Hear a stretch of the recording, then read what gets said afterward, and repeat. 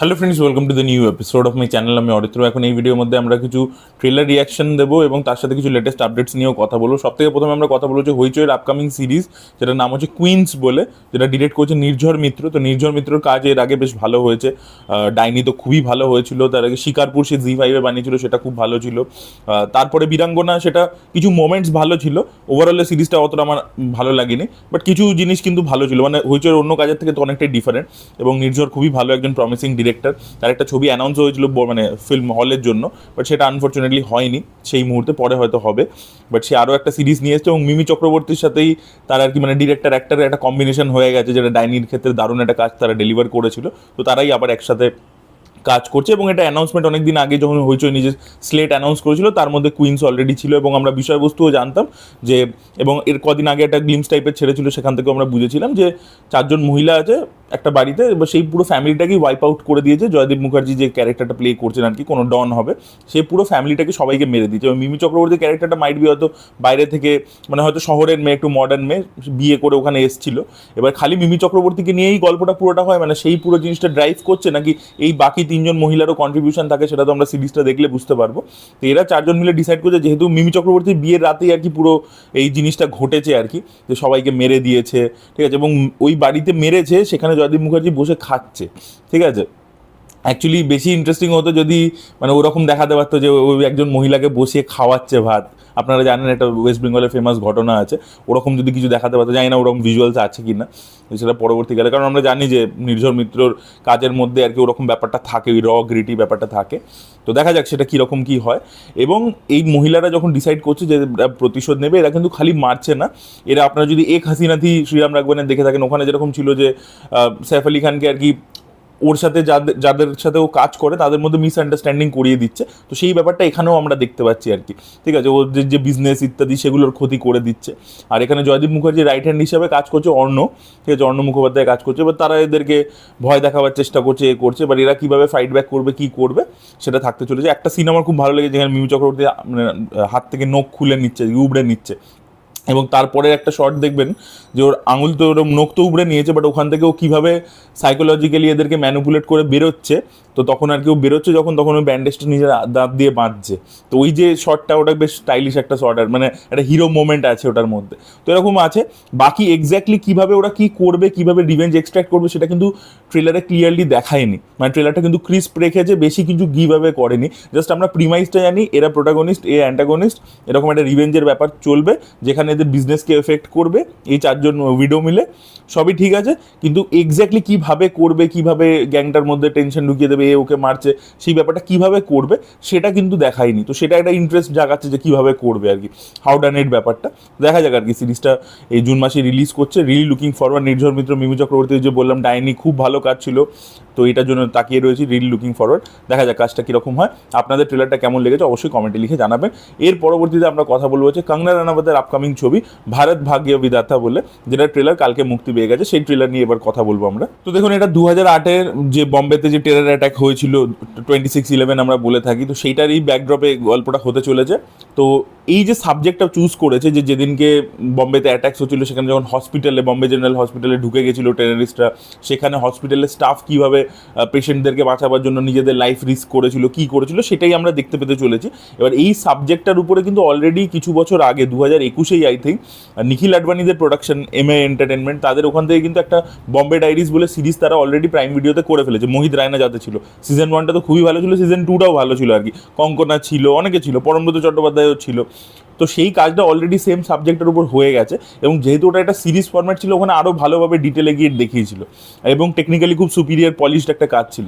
এবার সেখানে same subject নিয়ে আবারও কাজ করলে যেটা প্রবলেম হয়, যে আমার মনে হচ্ছে যে এই ঘটনাগুলো আমি সবই দেখে ফেলেছি। মানে ওই প্রেগনেন্ট মহিলাকে নিয়ে যাচ্ছে বা লুকিয়ে দিচ্ছে, হসপিটালের স্টাফেরা মানে আউট অফ দ্য ওয়ে গিয়ে বাঁচাবার চেষ্টা করছে, এই গল্পটা যেহেতু দেখে ফেলেছি, তো ওরা কোনো নতুন এজ দিতে পারছে না গল্প লেভেলে আর কি, ঠিক আছে। মানে ধরুন এই যে হোটেল, মানে লোকেরা নিজেদের আউট অফ দ্য ওয়ে গিয়ে পাবলিককে বাঁচাবার চেষ্টা করছে, এরকম দেখবেন হোটেল মুম্বাই বলে একটা দেব পাটেলের সিনেমা ছিল, ওটা অস্ট্রেলিয়ান ফিল্ম ছিল।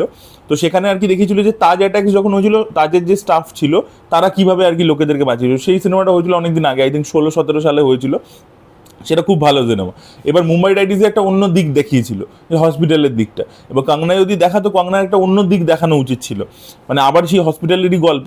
দেখুন এমনিতে ট্রেলারটাকে ক্রিস্পি রাখা হয়েছে, অ্যাক্টার্স ভালো ভালো নেওয়া হয়েছে আর কি, যাদেরকে এবং কঙ্গনার পারফরমেন্স প্রচণ্ড যে আমরা দেখতে পাচ্ছি তা তো নয় ট্রেলারে, বাট যতটুকু দেখতে পাচ্ছি যে লাস্টে যে ডায়লগটা রয়েছে, যে হাম ইম্পর্টেন্ট নেই লেকিন যে কাম হাম করতে ও ইম্পর্টেন্ট, ওই ডায়লগটা, ঠিক আছে। বা প্রথম দিকে যে নার্সদের যে লাইফ দেখাচ্ছে, ঠিক আছে, যে বাড়িতে তাদেরকে মানে তারা একটা থ্যাঙ্কলেস জব করে আর কি, সেটা প্রফেশনালি হোক পার্সোনালি বাড়িতেও যেটা করে, তো সেই জিনিসগুলো সেই দিকপত্রগুলো যে দেখাচ্ছে সেগুলো ভালোই লাগছে। বা নার্সরা যখন এসে তাদের মধ্যে যে কেমিস্ট্রি আমরা দেখতে পাচ্ছি সেগুলো ভালো। এবং খালি কিন্তু কঙ্গনার ওপরে একার ফোকাস নয়, বাকি যে ক্যারেক্টার্সগুলো রয়েছে তাদের উপরেও ফোকাস করছে, তাদের লাইফের উপরেও ফোকাস করছে, সেই ব্যাপারগুলো থাকতে ছিল, সেগুলো দেখতে খারাপ লাগছিল না। কিন্তু আমি যেটা বলছি যে একটা হয় না, আপনি সিনেমাটার ট্রেলার দেখে আপনার কি মনে হয়, এই ভাই একটা নতুন গল্প দেখতে পাবো, সেই ব্যাপারটা আর কি হচ্ছে না এটার ক্ষেত্রে। তো দেখা যাক, এমনিতে তো লুক অ্যান্ড ফিল ইত্যাদি সবই ভালো লাগছে। এবার কীভাবে টেনশনটা তৈরি করে, কী করে, গল্পের মধ্যে আলাদা কোনো অ্যাঙ্গেল থাকে কিনা, সেটা তো পরবর্তীকালে সিনেমাটা এলে বোঝা যাবে।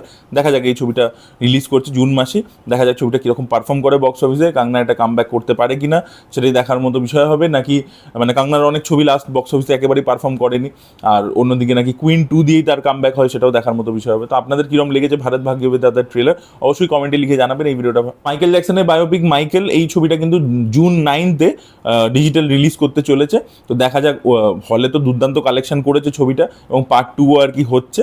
তো দেখা যাক ডিজিটালি এসে আর কি ছবিটা আরও আরেকবার আর কি নতুন করে এটা নিয়ে কথাবার্তা হয় কিনা, সেটাই দেখার মতো বিষয় হবে। আচ্ছা, এর পরবর্তী আপডেটটা হচ্ছে ধানুষকে কেন্দ্র করে। তো ধানুষ কিন্তু সিরুথাই শিবার সাথে তার কথাবার্তা অলমোস্ট লকড হয়ে গেছে। মাইত্রী মুভি মেকার্স তারা এই ছবিটাকে প্রডিউস করবে, এটা রুরাল ব্যাকড্রপে আর কি, একটা পুরো কমার্শিয়াল আউট অ্যান্ড আউট, যেরকম সিরুথাই শিবার যে টাইপের ছবি বানান বিশ্বাসম ইত্যাদি, সেই টাইপেরই একটা ছবি হবে, এবং ধানুষের সাথে করছেন। ধানুষ খুব কিন এই কোলাবোরেশনটার জন্য, তো দেখা যাক। আর এছাড়া অজিত কুমার অলরেডি সিরুথাই শিবাকে আরেকটা ছবি প্রমিস করে রেখেছে আর কি। তো সিরুথাই শিবার লাস্ট ছবি খুব ব্যাকল্যাশ পেয়েছিল কাঙ্গুয়া, তো তার পরবর্তী এসে ধানুষের সাথে কাজ করছে, দেখা যাক এই ছবিটা সে হিট দিতে পারে কিনা। আচ্ছা, এর পরবর্তী আপডেটটা হচ্ছে অজিত কুমারকে কেন্দ্র করে AK-64 এই ছবিটা, আদিক রবিচন্দ্রন যার সাথে তিনি লাস্ট ছবি করেছিলেন গুড বাইডা নাগলি, তো সেই ছবিটা কিছুতেই স্টার্ট হচ্ছে না, বারবার প্রডিউসার ক্যান্সেল হয়ে যাচ্ছিল, প্রডিউসাররা রাজি নয় অজিত কুমারকে এত টাকা দিতে। এখন শোনা যাচ্ছে নাকি এই ছবিটা স্টার্ট হতে হতে একটু সময় লাগবে, এবছর মানে দিওয়ালির পরবর্তীতে এই ছবিটা শুটিং শুরু হবে, এবং নেক্সট ইয়ার অগস্ট মাসে হয়তো রিলিজ করবে ছবিটা। কারণ অজিত কুমারের এখনও কিছু রেসিং কিছু আছে আর কি, মানে প্ল্যানস রয়েছে, সেগুলোতে তিনি কমপ্লিট করবেন। এবং তার একটা রেসিংয়ের উপর ডকুমেন্টারি আসছে আর কি, যেটা AL বিজয় বলে একজন ডিরেক্টর আছে, তিনি ডিরেক্ট করেছেন। তো সেইটা আর কি আগে রিলিজ করে যাবে, তার পরবর্তীতে এই ছবি শুটিং দিওয়ালির পর থেকে আর কি শুরু হবে আর কি। তো দেখা যাক আর কি, মাঝে তো আপডেট উঠে আসলে যে আদিক রবিচন্দ্রন এর মাঝে নাকি নন্দমুরি বালাকৃষ্ণের সাথেও নাকি কোলাবোরেট করতে পারে। তো দেখা যাক কী হয়, অজিত কুমারের সাথে এই ছবিটা হয় কিনা। অজিত কুমার এত বেশি টাকা ফিস চেয়েছেন, 185 crores, যেটা কোনো প্রডিউসারই দিতে রাজি হচ্ছে না। তো মাঝে তো শোনা গেছিল অজিত কুমার নাকি নিজেই ছবিটাকে প্রডিউস করতে পারেন। তো দেখা যাক কী হয় আলটিমেট। ভিডিও পরবর্তী আপডেট হচ্ছে থালাইভার 173-কে কেন্দ্র করে। তো আপনাদেরকে তো বলেছিলাম এই ছবিটাকে নিয়ে প্রচুর জল ঘোলা হয়েছে, ডিরেক্টর চেঞ্জ হয়েছে, CV চক্রবর্তীকে নিয়ে ছবি অ্যানাউন্স হয়ে গেছিল, তারপর রজনীকান্তের স্ক্রিপ্ট পছন্দ হয়নি, স্ক্রিপ্টের মধ্যে তিনি কিছু সিরিয়াস এলিমেন্টস ঢোকাতে বলেছিলেন, যেটা ডিরেক্টর করতে পারেনি। তো নানান রকমের প্রবলেম, প্লাস ডিরেক্টরের আগে একটা তেলেগু প্রডিউসারের কমিটমেন্ট ছিল, সেটা আর কি তারা অ্যাডভান্স ফেরত চাইছিল। তো এরকম নানান রকমের প্রবলেম ইত্যাদি হচ্ছিল আর কি। তো ফাইনালি যেটা হয়েছে যে তারপরে আপনাদেরকে আপডেট দিয়েছিলাম যে ডিরেক্টর চেঞ্জ হয়ে গেছে, আশফাত মারিমুথুকে আর কি কনসিডার করছে মেকার্সে। তো আশফাত মারিমুথু যে ফাইনাল বাউন্ড স্ক্রিপ্ট সেটা সাবমিট করেছে। এবার ব্যাপার হচ্ছে সাবমিট করার পরে সে বলেছে যে দেখুন, আমার নাম দিয়ে এক্ষুনি ছবি অ্যানাউন্স করে দেবেন না, আগে রজনীকান্ত পুরো স্ক্রিপ্ট পড়ুক, তার পছন্দ হোক, তিনি শুটিংয়ে যাবেন আর কি, ফ্লোরে যাবেন, এটা গো হেড দিন, তারপরেই কিন্তু আমার নাম দিয়ে প্রপারলি অ্যানাউন্স করুন, ঠিক আছে। এটা তিনি জানিয়েছেন ডিরেক্টর, মানে অ্যানাউন্স করে দেবে, তারপর পরে পছন্দ হবে না, চেঞ্জ হয়ে যাবে, এটা তো ডিরেক্টরের জন্য খারাপ। তো সেই জিনিসটা আশফাত রিকোয়েস্ট করেছে প্রোডাকশন হাউসকে, মানে কামাল হাসানের প্রোডাকশন হাউসকে, RKFI-কে। আচ্ছা, এছাড়া যেটা হয়েছে যে অলরেডি একটা সেট তৈরি করা হয়ে গেছিলো, যেটা CV চক্রবর্তী আর কি যখন বানাচ্ছিল, তো সেই সেটের ওপর চেঞ্জেস করা হচ্ছে, মানে যাতে আশফাতের গল্পটাকে আর কি সাপোর্ট করা যেতে পারে। তো আশফাত যেহেতু স্ক্রিপ্ট সাবমিট করে দিচ্ছে, তো স্ক্রিপ্টের মানে সেটের যে চেঞ্জেসগুলো সেগুলো আর কি অলরেডি স্টার্ট হয়ে গেছে, মানে আর্ট ওয়ার্কের যে চেঞ্জেস সেগুলো স্টার্ট হয়ে গেছে অলরেডি। আর এছাড়া শোনা যাচ্ছে যে যেহেতু CV চক্রবর্তী মানে আউট হয়ে গেছে এই প্রজেক্টটা থেকে, তো RKFI আর কি CV চক্রবর্তীকে আরেকটা ছবি আর কি দিতে চাইছে। তো অনেক দিন আগে শিবা কার্তিকের সাথে CV চক্রবর্তী আরেকটা ছবি অ্যানাউন্স হয়েছিল, ঠিক আছে। সেই ছবিটা আলটিমেটলি তারপরে হয়নি, মানে কিছুতেই স্টার্ট হয়নি, প্যাশন স্টুডিওজের প্রডিউস করার কথা ছিল, বাট সেটা হয়নি। তো RKFI চাইছে যে ওই ছবিটা শিবা কার্তিকের সাথে, যেহেতু অলরেডি RKFI ছবি করছে, সিয়ন বলে ছবিটার প্রডিউসারও কামাল হাসান, তো তারা চাইছে যে CV চক্রবর্তীকে নিয়ে এই ছবিটা তারা প্রডিউস করে দেবে, শিবা কার্তিকের হিরো নিয়ে, যেহেতু ওটা অলরেডি লকড ছিল।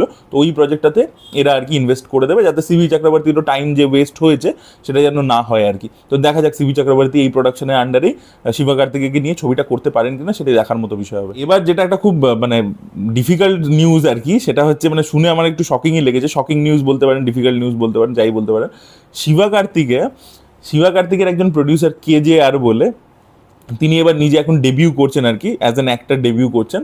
তো তিনি একটা রিসেন্টলি ইন্টারভিউতে এসে গালাটা প্লাসে ভারতোয়াজ জাঙ্গানকে তিনি বলছেন যে শিবা কার্তিকের সাথে তিনি অনেকগুলো ছবি করেছেন, ডক্টর করেছেন, আয়ালান বলে যে ছবিটা যেখানে এলিয়ান ছিল সেইটা, এবং আরও একটা ছবি হিরো বলে যেটা 2019 ছিল, যেটা আগেন খুব ভালো ছবি ছিল, এই সর্দারের যে ডিরেক্টর সেই করেছিল আর কি।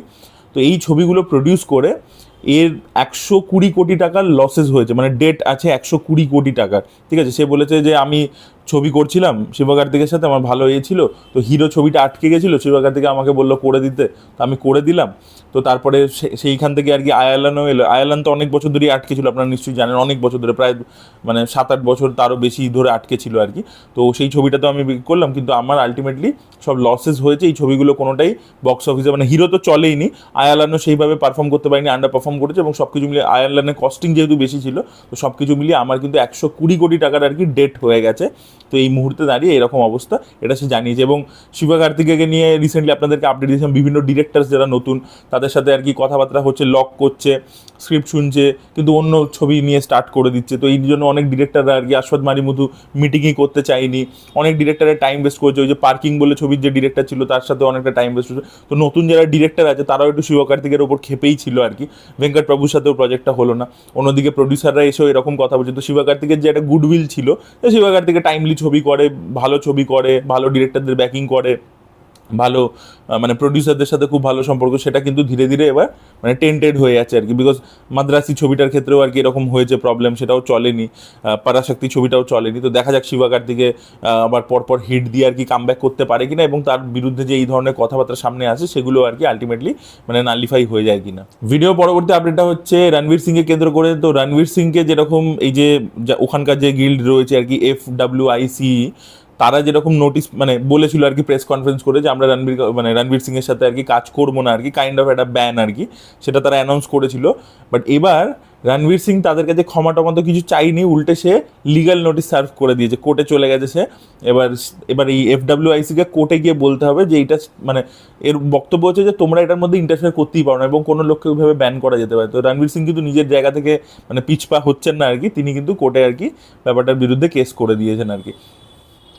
So this were the update guys. আপনাদের কি বক্তব্য অবশ্যই কমেন্টে লিখে জানাবেন। এই ভিডিওটা ভালো লেগে থাকলে লাইক করুন, শেয়ার করুন, চ্যানেলকে সাবস্ক্রাইব করতে ভুলবেন না। Bye bye.